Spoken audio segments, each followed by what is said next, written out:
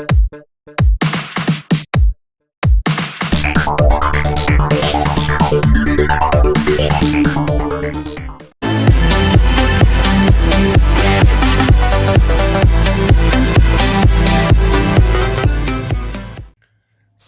आज तपाईँ समक्ष म ब्याचलर बिबिएस सेकेन्ड इयरको एकाउन्टको क्वेसनहरू गर्न आज यहाँ गइरहेको छु।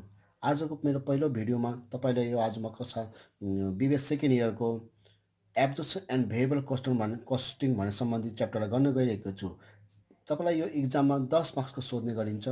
यसका दुईवटा भाग हुने गर्छ। पहिलो भाग चाहिँ तपाईँको एब्जर्प्सन हुने गर्छ भने दोस्रो भाग चाहिँ तपाईँको भेरिएबल कस्टिङ भन्ने गर्छ हामीसँग। भने आजको यो मेरो भिडियोमा तपाईँले म एब्जर्प्सन सम्बन्धी बारेमा भन्न गइरहेको छु भने म नेक्स्ट भिडियोमा म तपाईँसम्म भेरिएबल कस्टिङको सम्बन्धी म ल्याउने छु। भने आज सपोज जाँच इक्जाममा तपाईँले यो दुईवटा मध्ये एउटा मेथड सोध्ने गर्छ। आज चाहिँ फर्स्टमा तपाईँलाई यो पहिलो मेथड म गर्न देखाउन गइरहेको छु भने तपाईँले यो एब्जर्प्सनलाई अरू अन्य भाषामा पनि अरू शब्दमा पनि के भन्ने गरिन्छ भने तपाईँ देख्न सक्नुहुन्छ। यसलाई हामीसँग ट्रेडिसनल भने पनि एब्जर्प्सन भने बुझिन्छ, कन्भेन्सनल भने पनि एब्जर्प्सन भने बुझिन्छ। भने एब्जर्प्सन भयो भने त्यसै गरी एक्सटर्नल भने पनि एब्जर्प्सन भने बुझिन्छ। यो कुनै पनि माध्यमबाट सोध्यो भने तपाईँले एब्जर्प्सनलाई हो भनेर बुझ्न सकिन्छ। अब यसलाई कसरी गर्न सकिन्छ, यसको फर्मेट के हो त भनेर म तपाईँलाई अब यहाँ एक्सप्लेन गर्न गइरहेको छु। तपाईँ यहाँ देख्न सक्नुहुन्छ यो मैले फर्मेट रेडी पारेको छु। यसको फर्मेट चाहिँ तपाईँको पार्टिकुलर एमाउन्ट हो भने यो हिसाब सर्वप्रथम तपाईँले सुरु गरेर जहिले पनि हामीसँग यहाँ सेल्स एमाउन्टबाट सुरु गर्नुपर्ने हुन्छ। हामीसँग यहाँ सेल्स रेभेन्यूबाट सुरु गर्नुपर्ने हुन्छ।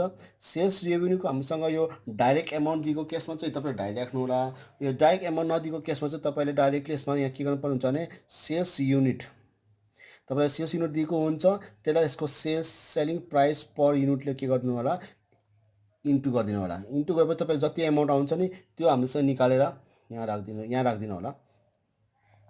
त्यसपछि हामीसँग फेरि यसको अब हामीसँग दोस्रो भाग सुरु हुन्छ। हामीसँग अब यहाँ के गर्न सकिन्छ भने यसमा चाहिँ तपाईँले यहाँ म्यानुफ्याक्चरिङ उत्पादन सम्बन्धी कुरा गर्ने मात्रै राखिन्छ। Cost of goods sold, manufacturing cost of goods सोल्डमा पनि तपाईँ यहाँ देख्न सक्नुहुन्छ। यसमा यहाँ कुन पोइन्टहरू कुन बुँदाहरू हामी यहाँ चढ्ने गर्छ त यसको बारेमा तपाईँ यहाँ डिटेल गर्न सक्छु। सर्वप्रथम तपाईँ यहाँ चढ्ने भनेको पहिलो बुँदा भनेको तपाईँलाई यहाँ डाइरेक्ट मेटेरियल चढ्ने गर्छ, एउटा डाइरेक्ट मेटेरियल। त्यसपछि हामीसँग दोस्रो चढ्ने भनेको हामीसँग यहाँ डाइरेक्ट लेबर भयो डाइरेक्ट लेबर अथवा वेजेस भयो वेजेस, कुरा एउटै हामीसँग। अथवा हामीसँग यहाँ डाइरेक्ट एक्सपेन्सेस पनि दिन सकिन्छ कहिलेकाहीँ हामीसँग। त्यसै गरी हामीसँग हुने गर्छ भेरिएबल म्यानुफ्याक्चरिङ, उत्पादन हुनुको टाइममा लाग्ने खर्चहरू यहाँ हुन्छ हामीसँग है। भेरिएबलमा अरू होइन, फेरि भेरिएबल म्यानुफ्याक्चरिङ ओभरहेड हुन्छ हामीसँग। त्यसै गरी हामीसँग यहाँ हुने गर्छ अर्को फेरि हामीसँग यहाँ फिक्स म्यानुफ्याक्चरिङ ओभरहेड। फेरि तपाईँले यहाँ ध्यान दिनुपर्ने कुरा के छ फेरि भने तपाईँले यो म्यानुफ्याक्चरिङलाई हामीसँग फेरि सधैँ म्यानुफ्याक्चरिङ भनिराख्दैन, फेरि हामीसँग बुझिराख्नु पर्ने हुन्छ। हामीसँग म्यानुफ्याक्चरिङ पनि भन्ने गर्छ अथवा तपाईँसँग यहाँ फ्याक्ट्री पनि भन्ने गर्छ, फ्याक्ट्री प्रोडक्सन यस्तो भन्ने गर्छ हामीसँग। अथवा तपाईँ स्ट्यान्डर्ड पनि भन्ने गर्छ। यस्तो दिएको केसमा चाहिँ तपाईँको यो म्यानुफ्याक्चरिङ हो भनेर बुझ्न सकिन्छ। म्यानुफ्याक्चरिङ भने पनि फ्याक्ट्री भने पनि फ्याक्ट्री ओभरहेड यस्तो भन्न सकिन्छ हामी। स्ट्यान्डर्ड ओभरहेड अथवा म्यानुफ्याक्चरिङ ओभरहेड भन्यो भने तपाईँसँग यो म्यानुफ्याक्चरिङ हो भनेर बुझ्न सकिन्छ। भने तपाईँसँग यहाँ देख्न सक्नुहुन्छ यो हेडिङमा चढ्ने बुँदाहरू के रहेछ, एउटा direct material, direct labour, direct expenses, variable manufacturing overhead र फिक्स म्यानुफ्याक्चरिङ ओभरहेड हो। यसको डाइरेक्ट एमाउन्ट कहिले पनि दिएको हुन्न हामीसँग, यसको निकाल्न पर्ने हुन्छ हामीसँग। निकाल्दा चाहिँ तपाईँ जहिले फर्स्टमा दिन सक्नुहुन्छ यहाँ तपाईँ जहिले पनि यहाँ सिपियु दिएको हुन्छ। सिपियु भनेको कस्ट पर युनिट दिएको हुन्छ, इन्टु गरेर चाहिँ तपाईँसँग यहाँ प्रोडक्सन युनिटलाई गर्नुपर्ने हुन्छ। यहाँ जहिले पनि सबमा त्यही हो, यहाँ सबमा त्यही हो, प्रोडक्सन युनिट सबैमा त्यही गर्न सकिन्छ। त्यसै यहाँ सिपियु इन्टु प्रोडक्सन युनिट आफ्नो रेट दिएको छ, आफ्नो रेट युज गर्नुपर्ने हुन्छ हामीसँग। यहाँ सबमा यहाँ सिपियु इन्टु फेरि एकचोटि यहाँ प्रोडक्सन युनिट। त्यसै यहाँ पनि सिपियु इन्टु यहाँ पनि के हुन्छ, यहाँ पनि प्रोडक्सन युनिट हुन्छ हामीसँग सबमा आफ्नो। भने यो इन्टु गरेर यहाँ राखिदिनु होला, कति एमाउन्ट आउँछ यसो यहाँ राखिदिनु होला। यो राखेपछि यसको यहाँ हामीसँग भइहाल्यो। र यसपछि हामीसँग यहाँ के गर्न सकिन्छ भने यो आएको एमाउन्टमा हामीसँग यो आएको एमाउन्टमा तपाईँले यो आएको एमाउन्ट चोट हामीसँग लेख्दा चाहिँ जहिले पनि टोटल म्यानुफ्याक्चरिङ लेखिदिनु होला। टोटल म्यानुफ्याक्चरिङ कस्ट भनिदिनु होला। र अब यो आएको एन्सरमा तपाईँलाई यो आएको एन्सरमा चाहिँ तपाईँले जोड्नु पर्ने हुन्छ ओपनिङ स्टक र क्लोजिङ स्टक जोड्नुपर्ने हुन्छ। ओपनिङ स्टक चाहिँ एड गरिदिने भने क्लोजिङ स्टक चाहिँ तपाईँको के गर्नुपर्ने हुन्छ हामीसँग यहाँ लेस गर्नुपर्ने हुन्छ हामीसँग। अब यसको चाहिँ हामीसँग सल्भ गर्दा जहिले पनि यसको रेट कति छ त हामीसँग त्यो इन्टु त्यसको युनिट गर्नुपर्ने हुन्छ। कति युनिट दिएको छ हामीसँग यसको रेट दिएको हुन्छ। यो रेट इन्टु युनिट गरेपछि यहाँ राखिदिनु होला। यो राखे पश्चात तपाईँसँग यो राखे पश्चात तपाईँले तलतिर हामीसँग एउटा एमाउन्ट आउँछ यो एमाउन्ट। अब यसलाई चाहिँ हामीसँग के भनिन्छ भने यसलाई चाहिँ हामीसँग भनिन्छ यसलाई के नभए यसलाई के नभने हुन्छ यदि राखिदिनु हुन्छ। त्यसपछि हामीसँग अब हाम्रो यहाँ कि त यसको हामीसँग यहाँ आउने गर्छ यहाँ एड लेखेर कि त लेस गरेर दुईवटा मध्ये एउटा हुन्छ हामीसँग। कि त एडमा हुन्छ कि त लेसमा हुन्छ। के हुन्छ भने यदि तपाईँको एड छ भने तपाईँसँग यहाँ अन्डर लेख्नुपर्ने हुन्छ भने लेस छ भने तपाईँले के लेख्नुपर्ने हुन्छ ओभर लेख्नुपर्ने हुन्छ। केलाई गर्नुपर्ने हुन्छ भने एब्जर्प्सन। यो तपाईँले हामीसँग क्वेसनबाट आफै निकाल्नु पर्ने हुन्छ। त्यो कसरी निकाल्न सकिन्छ भने म पछि तपाईँलाई यो हिसाब गर्दा बुझाउँछु। हामीसँग म तपाईँलाई म्यानुफ्याक्चरिङ ओभरहेड भनेर यो लेखिदिनु होला हामीसँग। ओभर बाई माइनसमा गरिदिनु होला अन्डर बाई प्लसमा गरिदिनु होला। यो गरे पश्चातबाट तपाईँले हामीसँग यहाँ साइडमा लेखिदिनु होला। यो चाहिँ माथिको यो बल्ल हामीसँग यो हेडिङभित्र यो सब बुदाहरू परेको हामीसँग बल्ल पहिलो हेडिङमा। अब त्यसपछि माथिको सेल्सबाट यो सबै जोड घटा गरेपछि जति एमाउन्ट आउँछ यो घटाइदिनु होला। यो घटाएको आएको एमाउन्टलाई चाहिँ तपाईँलाई के भन्नुपर्छ भने यहाँ ग्रस प्रफिट मार्जिन भन्ने गर्छ हामीसँग। त्यसपश्चात हामीसँग यहाँ दोस्रो हेडिङ दिन सक्नुहुन्छ हामीसँग। अब दोस्रो हेडिङ चाहिँ तपाईँको यहाँ के छ भने लेस लेखेर नन म्यानुफ्याक्चरिङ हुन्छ हामीसँग। नन म्यानुफ्याक्चरिङ कस्ट हुन्छ।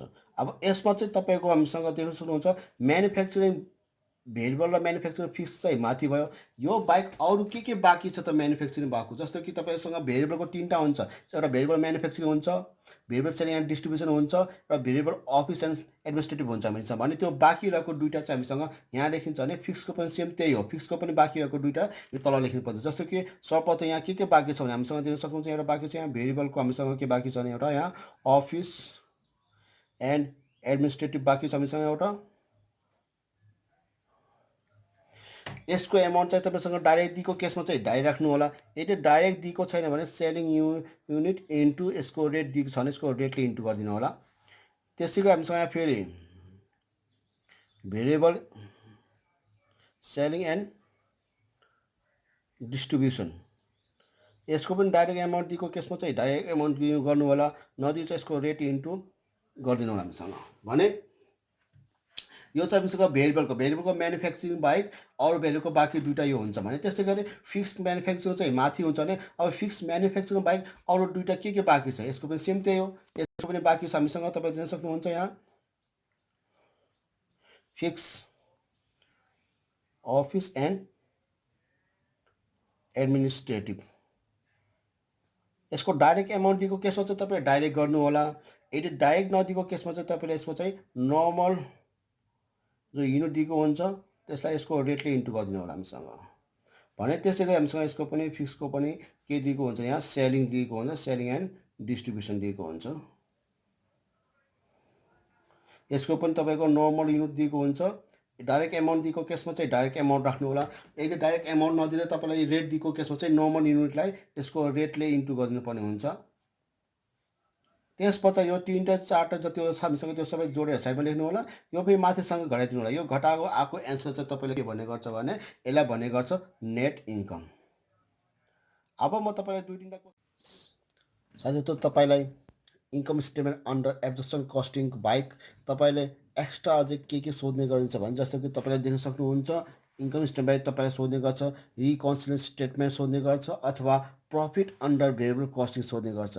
योसँग तपाईँलाई मिलाएर टोटल 10 मार्क्सको सोध्ने गर्छ। त्यसैले अब यसलाई पनि कसरी सल्भ गर्न सकिन्छ भनेर म तपाईँलाई यहाँ गर्न देखाउन गइरहेको छु। जस्तो कि तपाईँ सर्वप्रथम तपाईँलाई यहाँ यदि रिकन्सिलिएसन स्टेटमेन्ट सोधिएको केसमा चाहिँ तपाईँ सर्वप्रथम net profit as per variable costing भनेर लेख्नु पर्ने हुन्छ भने ठ्याक्कै यसको तल फेरि हामीले लेख्नु पर्ने हुन्छ जहिले पनि नेट प्रफिट एज पर हामीसँग लेख्नु पर्ने हुन्छ। यहाँ फेरि एब्जर्प्सन कस्टिङ लेख्नु पर्ने हुन्छ।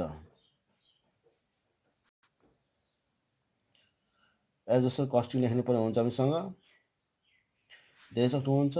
त्यसपछि यो दुईटाको अन्तर आएको एमाउन्टलाई के भन्ने गर्छ भने यो दुईटाको अन्तर आएको एमाउन्टलाई भन्ने गर्छ हामीसँग यहाँ चेन्ज इन नेट प्रफिट भन्ने गर्छ हामीसँग भने। त्यसपछि हामीसँग यहाँ हुने गर्छ हामीसँग। त्यसपछि यहाँ क्वेसनमा ओपनिङ स्टक हुने गर्छ हामीसँग। ओपनिङ स्टक केमा हुने गर्छ भने त्यो युनिटमा हुने गर्छ भने। त्यसै गरी हामीसँग फेरि हुने गर्छ क्लोजिङ स्टक हुने गर्छ हामीसँग। क्लोजिङ स्टक पनि केमा हुने गर्छ भने यो पनि हामीसँग युनिटमा हुने गर्छ हामीसँग। यो चाहिँ माथिको चाहिँ तपाईँको एमाउन्टमा हुने गर्छ भने यो चाहिँ तपाईँको केमा हुने गर्छ भने युनिटमा हुने गर्छ।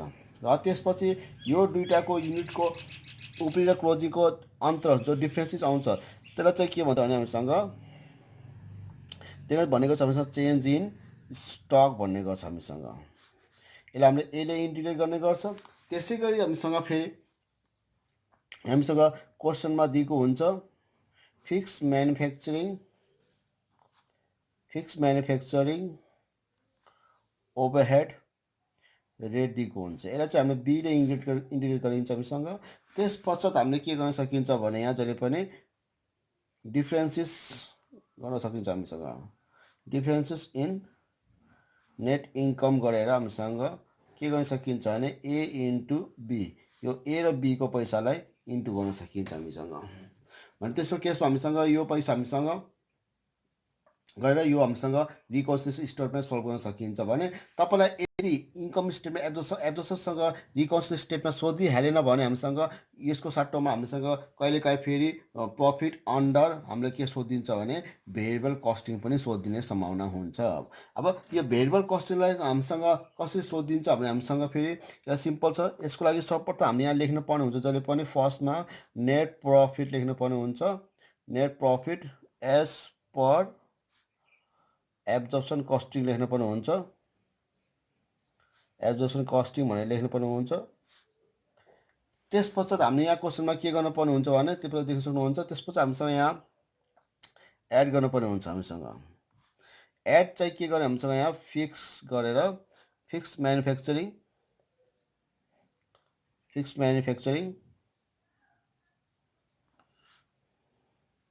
अफ ओपनिङ इन्भेन्ट्री अथवा स्टक जे लेखिन सकिन्छ तपाईँले। यसको यहाँ युनिट दिएको हुन्छ ओपनिङको युनिट इन्टु यहाँ राख्नुपर्ने हुन्छ तपाईँलाई फिक्स म्यानुफ्याक्चरिङको रेट राख्नुपर्ने हुन्छ हामीसँग। यहाँ फिक्स म्यानुफ्याक्चरिङ रेट राख्नुपर्ने हुन्छ। त्यसै गरी हामीसँग फेरि क्लोजिङको पाला आउँछ हामीसँग। फेरि हामीसँग लेसको पाला आउँछ हामीसँग। लेसको सेम त्यही गर्न सकिन्छ हामीसँग। Fix manufacturing of closing inventory अथवा स्टक जे लेखिन सकिन्छ। यसको पनि युनिट दिएको हुन्छ क्लोजिङको र त्यसपछि यसलाई पनि फिक्स म्यानुफ्याक्चरिङ रेटले इन्टु गर्न सकिन्छ। ओपनिङ चाहिँ जोडिन्छ, क्लोजिङ चाहिँ हामीसँग घटिन्छ। जब पछि यसको एउटा आन्सर आउँछ। यो आन्सरलाई चाहिँ हामीसँग के भन्ने गर्छ भने नेट प्रफिट एज पर यो हेर्नु सक्छ। यो एब्जर्प्सनको हामीले निकालेको भने हामीसँग निकाल्नु पर्ने हुन्छ जहिले पनि भेरिएबलको निकाल्नु पर्ने हुन्छ। भेरिएबल कस्टिङ भन्छ। यदि तपाईँलाई यहाँ भेरिएबलको भएको केसमा फेरि तपाईँसँग यहाँ के हुन्छ फेरि एब्जर्प्सन हुन्छ। त्यस्तो केसमा फेरि हामीसँग ओपनिङ चाहिँ हामीसँग लेसमा गर्नुपर्ने हुन्छ, क्लोजिङ चाहिँ हामीसँग एडमा गर्नुपर्ने हुन्छ। त्यो म पछि विस्तृत रूपमा पछि भन्छु हामीसँग। तपाईँलाई मेरो भिडियो कस्तो लाग्यो केही प्रतिक्रिया र केही सजेसन र कमेन्ट गरिदिनु होला। आगामी भिडियोमा म तपाईँ समक्ष यसलाई कसरी सल्भ गर्न सकिन्छ भनेर यसलाई म एक्सप्लेन गरेर म टियुमा सोधेका केही क्वेसनहरू तपाईँलाई गर्न देखाउँछु। आजको लागि तपाईँलाई मेरो भिडियोलाई लाइक, कमेन्ट र सब्सक्राइब गरिदिनु होला। धन्यवाद।